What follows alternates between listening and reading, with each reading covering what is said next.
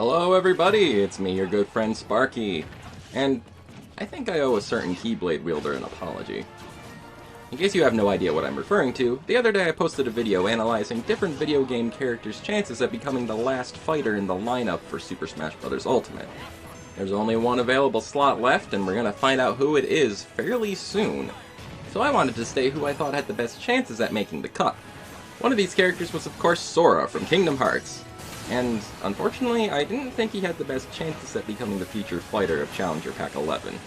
If you haven't seen that video yet, you might want to watch that one before you watch this one. Come on, I'll wait.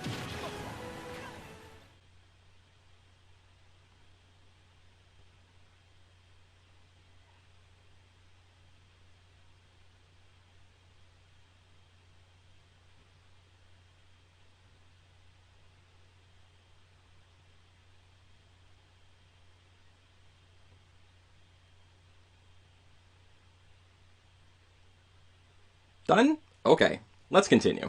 So yeah, Sora's chances ranked among the worst of the 12 or so characters that I did the analysis on. I do want to take a moment and state that I do like the character, and I would be more than happy to see him fight alongside the likes of Mario, Sonic, and his Square Enix buddies. I mean, what, you think I don't like Kingdom Hearts? Take a good look at my game collection and tell me that I don't like Kingdom Hearts. I dare you. Kingdom Hearts is a fantastic series, and it's more than deserving of representation in the Ultimate video game crossover. And I'm not alone in this thinking either. I've gotten more than a few comments in support of Sora's inclusion in Smash Ultimate. Trust me guys, I'm on your side. I want to see it happen as bad as you do. However, Sora and Kingdom Hearts' partial ownership by Disney presents itself as a huge roadblock to his inclusion in the game. Or at least, that was the reasoning for ranking him so low.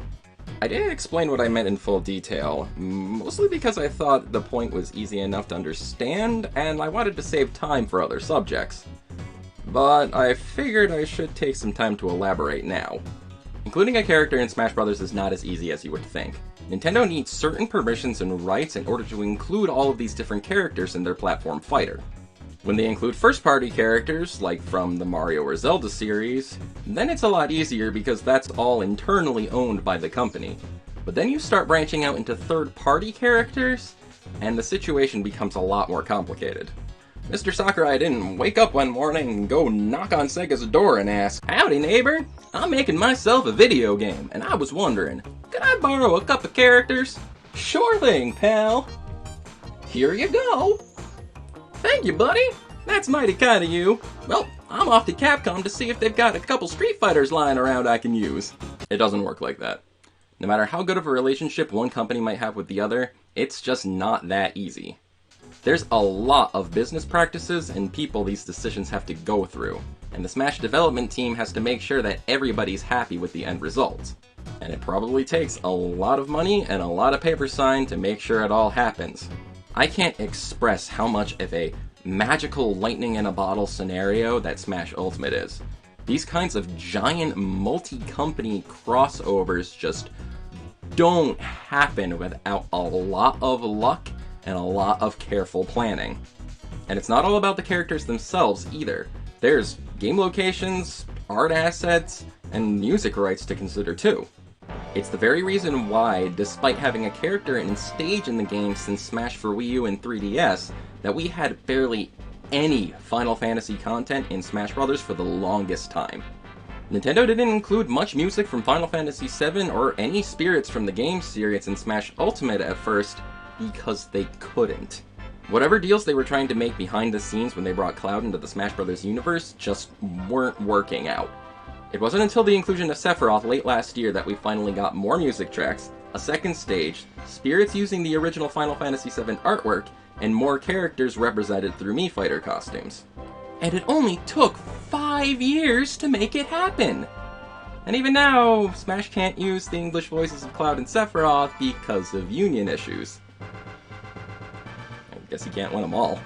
So yeah, that's a bit more of a lengthy explanation of things. Including content in Smash can be a very long and probably tedious process. Even I don't claim to fully understand all of it, and I could be getting some things wrong with my line of thinking. So, if anyone who knows more than me about this subject happens to see this video, Feel free to elaborate or correct me in the comments. But let's get back to the subject of Sora. Of course, he's a third-party character from a Square Enix series, Kingdom Hearts. At this point, both their Final Fantasy and Dragon Quest series are in Super Smash Bros. And from everything I know and understand about the subject, it was not an easy task to get both of them represented properly. So then you add Kingdom Hearts to the mix, and you're asking Nintendo to go through a very similar difficult process like that for the third time. Granted, having worked out both those deals might make the process of including Sora and Kingdom Hearts and Smash Bros. A little smoother in comparison. That is, if it weren't for the fairly unique situation that Sora finds himself in of being partially owned by Disney. Disney is not a game developer, and I'm actually almost positive that they don't have a game development studio like Disney Interactive anymore. Disney is an entirely different beast that Nintendo would have to deal with. They're a giant corporate monster that sucks up other franchises and companies with bottomless greed. And they really, really, really like money. Disney is not afraid to throw their weight around and try to squeeze every cent that they can get out of a situation like this. Us nerds almost lost Spider-Man in the Marvel Cinematic Universe because they tried to wring Sony of as much cash as they could.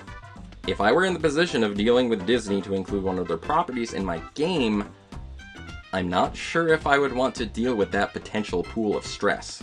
And, ultimately, that's why I ranked Sora so low on my list of Challenger Pack 11 characters. I didn't think dealing with Disney would be in the cards for Nintendo. That is until the other day. During the Nintendo Direct on September 23rd, it was made known to everyone that the reveal date for the final Smash Bros. Character was set, October 5th. Afterwards, I got a comment on my analysis video, and the conversation went like this. Sora is coming to Smash Bros. Ultimate in October 25th. Honestly, that would be pretty great. I'd like to be proven wrong in this case, so we'll see what happens. It's happening. I'll hold you to that then. If you can point me in the direction of a source for this info, I'd be interested to see it too. He is coming in October 5th. And not much else really came of that talk. But in the end, I got curious to what Name redacted was referring to. The next day, I did a Google search and found this article.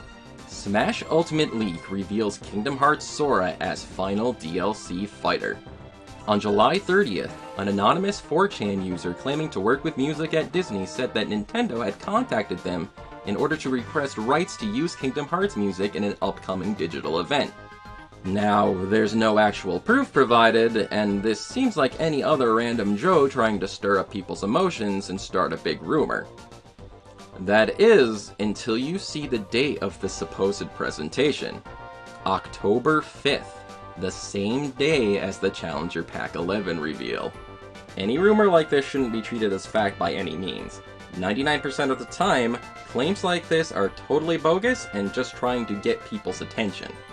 But then you get that 1% of the claims that not only seem plausible, but are scarily accurate. All of a sudden, this random 4chan post from 2 months ago gave Sora a boost in his chances. In a big way.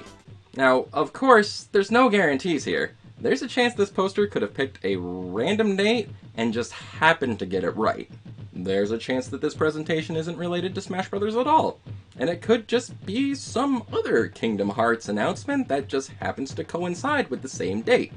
And there's also the very real possibility that this entire thing was fabricated by some bored journalist who was looking to generate some attention and views for an article. And even if this is all related to Smash Bros., it could be linked to a different sort of inclusion for Kingdom Hearts content. Mii Fighter costumes. Several DLC costumes have included music tracks when you purchase them, like Sans, Cuphead, and Shantae. If we get, say, Sora and Riku Mii swordsman outfits, they could both come with a music track that Nintendo would need the proper rights to. It's all just theorizing at this point. But when all is said and done, perhaps I was too pessimistic on Sora's chances of coming to Smash Bros. If a crazy series of incidents like this proves anything, it's that anything could happen. The possibility of Sora arriving in the world of Smash was never in doubt. His path there, however, was one full of bumps and roadblocks that are very difficult to overcome. But I think I underestimated how far the people behind Smash Bros. Might go to include him and other characters like him. There's still not a 100% guarantee that this is what will go down. I still stand by my decision that he's an unlikely inclusion because of the circumstances surrounding the character. But I think, at the very least, Sora is the least unlikely of the unlikely bunch. He's not quite a maybe, but he's close to it. Of course, the only real answer to all this is just to wait until October 5th, and my anticipation for that day is even greater now. Perhaps the little Keyblader that could will be joining us after all. Thanks for watching, everyone. I hope you enjoyed, and I'd like to hear your thoughts on the matter in the comments below. If you want to show your appreciation, hit this video with a like, and maybe check out some of my other stuff. I really am trying to get better about uploading videos more regularly. In any case, that's all for me for now. Thank you again for watching, and I'll see you again some other time. This is your good friend Sparky, signing off for now. I'll catch you later.